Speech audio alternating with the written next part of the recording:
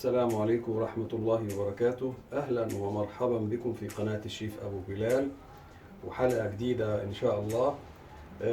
نشوفها كده مع بعض. النهاردة عايزين ناكل حاجة يعني حاجة خفيفة، حاجة مشوية. آه، هنعمل إيه؟ هنعمل فرخة مشوية بالفرن على الطريقة التركية. هنشوفها مع بعض. عندنا الأول فرخة اي وزن، اي سواء كيلو 200 سواء كيلو 400 سواء كيلو 500، اي وزن من الفراخ. وعندي صوص اللي انا هادهن بيه الفرخه واجهزها. الصوص ده بقى يعني هي دي التكه المهمه جدا في الموضوع. الصوص ده زي ما انتم شايفين كده اهو، زي ما انتم شايفين. عباره عن ايه الصوص ده؟ عباره عن عندي عصير طماطم وعصير توم وعصير زنجبيل وعصير طماطم. بمعنى ان انا بجيب حبة من الطماطم وحبة من البصل وزنجبيل فريش لو موجود عندكم. الزنجبيل فريش لو مش موجود بنستعيد عنه بالزنجبيل المطحون البودرة. يبقى عندي بصلة وتوم وزنجبيل وطماطم بحطهم في الخلاط، بضربهم مع بعض، ما بضيفش ميه، بضربهم مع بعض وبصفيهم، باخد الميه بتاعتهم، بضيف عليهم عصير ليمونه، بضيف عليهم نص معلقه صغيره من المستردة، بضيف عليهم معلقه كبيره من الخل، وبحط عليهم دي السوائل. بحط عليهم شويه من الملح، فلفل اسود، شويه من البابريكا الحلوه، قليل جدا من الشطه لو حابين انها تبقى سبايسي، قليل من الروزماري المطحون، ورشة قرفة ورشة جوز الطيب. بيطلع عندي هذا الصوص اللي ريحته وطعمه يشهي كده قبل ما ندهن بيه الفرخة، قبل ما نبهر بيه الفرخة. طيب أنا عندي الفرخة. جوه الفرخة هحط إيه؟ أنا بصراحة دورت في التلاجة ما لقيتش عندي إلا غير بطاطساية وطماطمايه وبصله صغيره كده. قلت كويس، نعمه وفضل من ربنا، هنحطهم جوه الفرخه. يلا بينا نشوف هنشتغل ازاي. يلا بينا. انا هاخد كده من الصوص وهدهن الفرخه.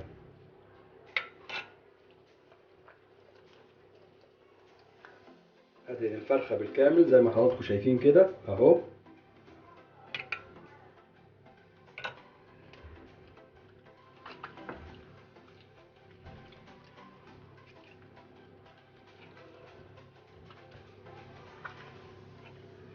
مفيش مانع ان انا برضو من جوه الفرخه. طبعا الفرخه انا قبل ما اشتغل فيها غسلتها ونضفتها كويس جدا جدا جدا، وما خليتش فيها اي فضلات ولا اي شيء خالص. غسلتها كويس جدا بحيث ان ريحتها بقت ما شاء الله زي ما حضراتكم شايفين كده كده. طيب انا هاجي وهجيب بقى الايه، الحشو بتاعي البسيط ده اهو، وهحشي بيه الفرخه من الداخل اهو.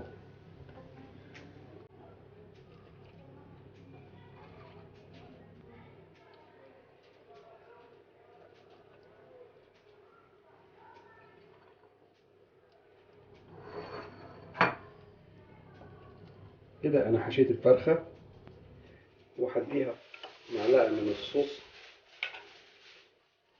اللي انا عامله اهو، وهبدا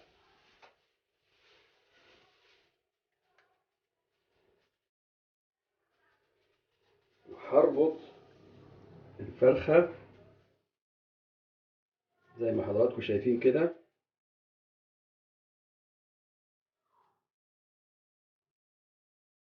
اكتف الفرخه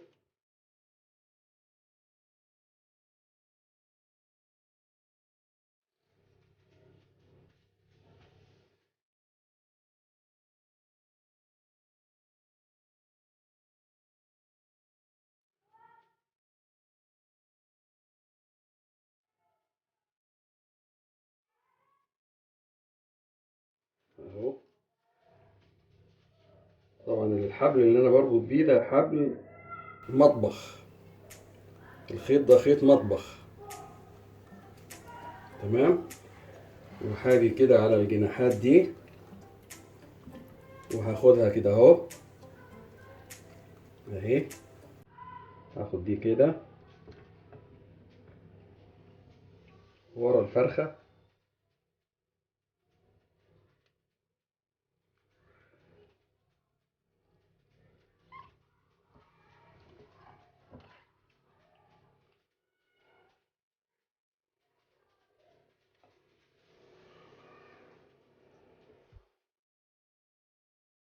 كده تمام زي ما حضراتكم شايفين اهو.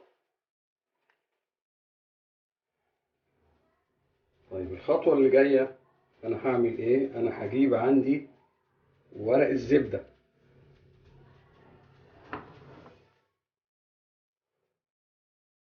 انا كده جبت ورق الزبدة عندي، وهاخد الفرخة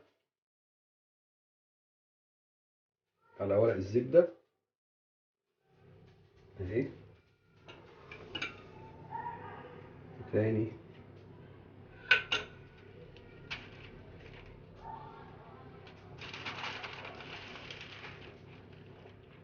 زي ما حضراتكم شايفين كده. بزود التتبيلة شوية، الصوص شوية،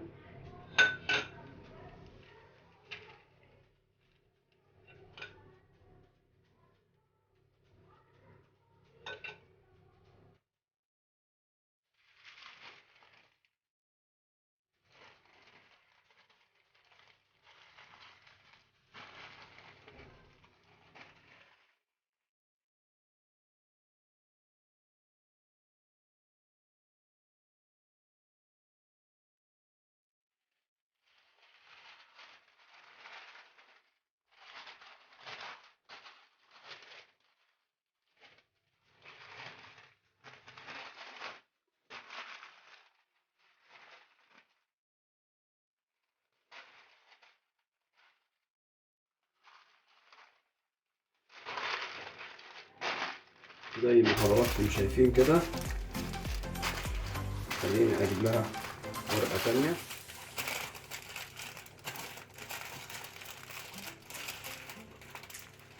كده زي ما حضراتكم شايفين، وهبدأ ألفها في الفويل اهو.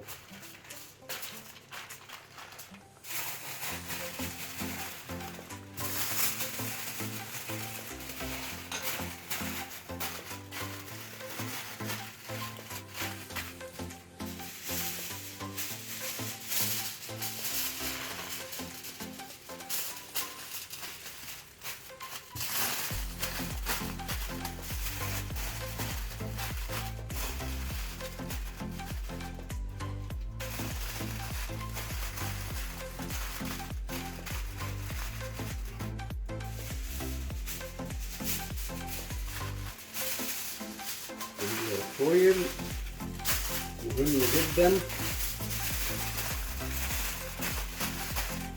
انه يكون مظبوط،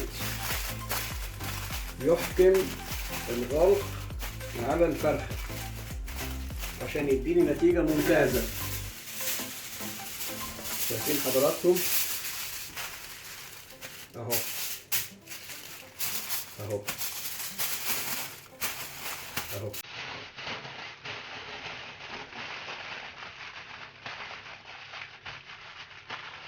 زي ما حضراتكم شايفين كده اهو. انا كده الفرخة بتاعتي جاهزة اهي. شايفين حضراتكم اهي كده. الفرخة بتاعتي بقت جاهزة. عندي الصينية بحط فيها قضية من الملح زي ما انتم شايفين كده. انا بجيب الملح وبديله بس قليل من المية كده، حاجة بسيطة خالص، بحيث انه يبقى يعني ايه، لا هو مبلول قوي ولا هو ناشف قوي، يعني هو فاتر كده. فرختي بحطها اهي زي ما انتم شايفين، وببدأ اغطيها بالملح.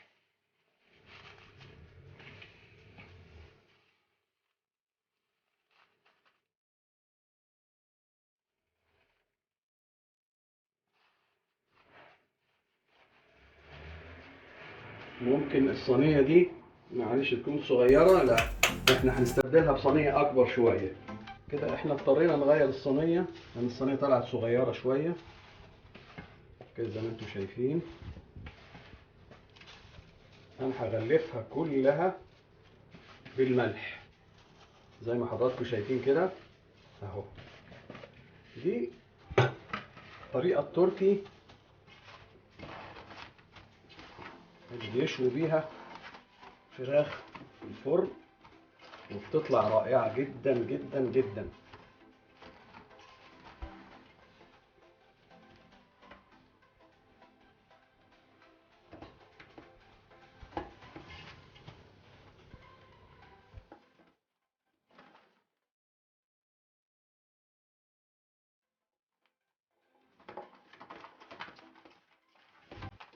شايفين حضراتكم بنغلفها من كل ناحية بالملح زي ما حضراتكم شايفين كده. الفرخة متغلفة كلها بالملح من تحت ومن فوق. هندخلها الفرن لمدة ساعتين على درجة حرارة 250. إن شاء الله نرجع لكم تاني بعد ما تطلع من الفرن ونشوفها سوا مع بعض وناكلها سوا مع بعض. أهلا بكم من جديد. ودلوقتي احنا طلعنا الفرخة من الفرن وهنكسر الملح زي ما حضراتكم شايفين. شوفوا الملح عمل ازاي، طبقة سميكة جدا.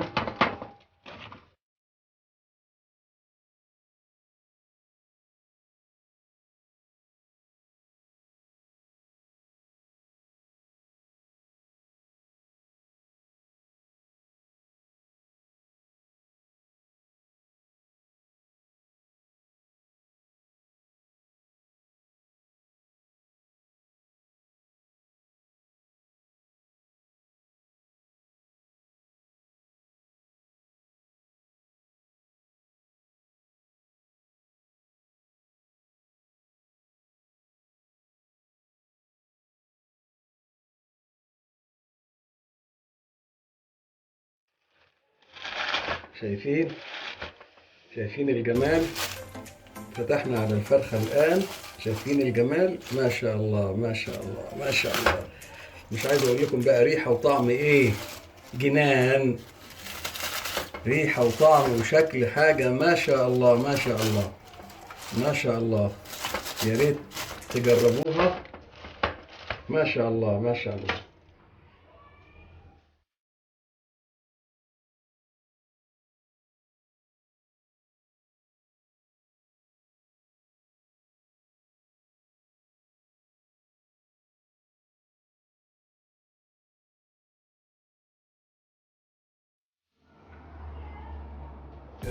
وده الطبق بتاعنا النهارده. شفتوا الجمال، شفتوا الفرخة شكلها ايه. ما شاء الله، حاجة في منتهى الجمال.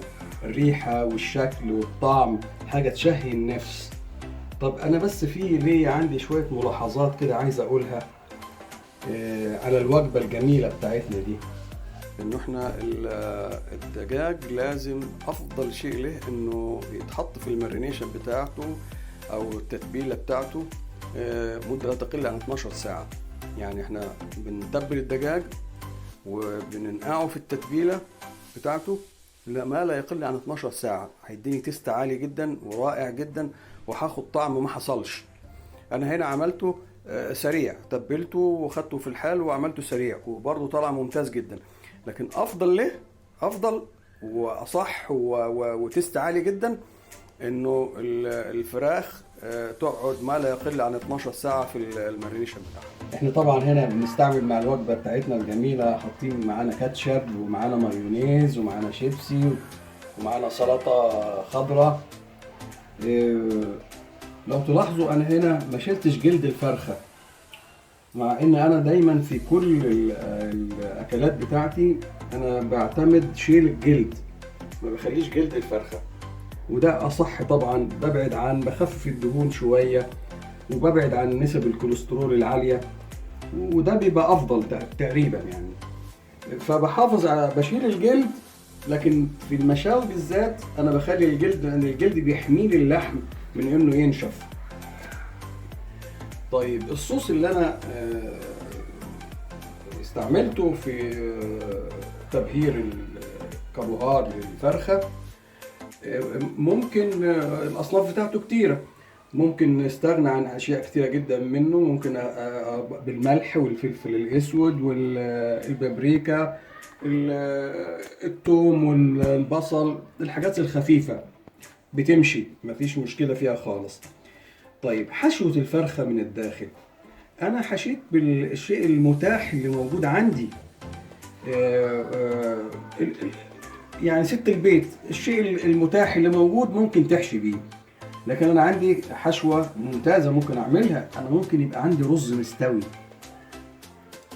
رز مستوي ممكن يكون بايت في التلاجة، انا هجيبه هجيب كبده، كبدتين، 3-4 كبد فراخ، وهعمل لها التخديعه بتاعتها بالبصل واخلطها مع الرز وهحشي بيها الفرخه.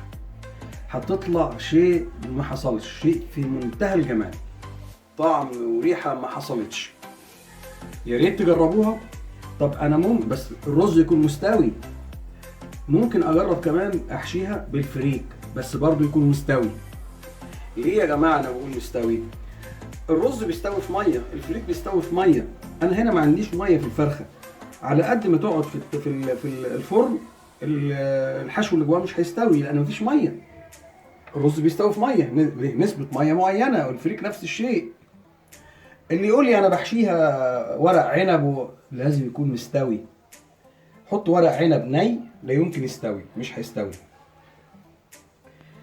طيب انا نسيت اقول لكم التتبيله بتاعتي حطيت فيها شويه زيت، وده ضروري جدا ان لازم احط شويه زيت في التتبيله، ولا تاخذوني معلش. انا ممكن اقدم جنبيها اصابع بطاطس منفريك ممكن مكان الشيبسي، لكن بصراحه النهارده ما عنديش بطاطس، فانا الوجبه كده النهارده معلش. يا ريت يلا تتفضلوا معانا.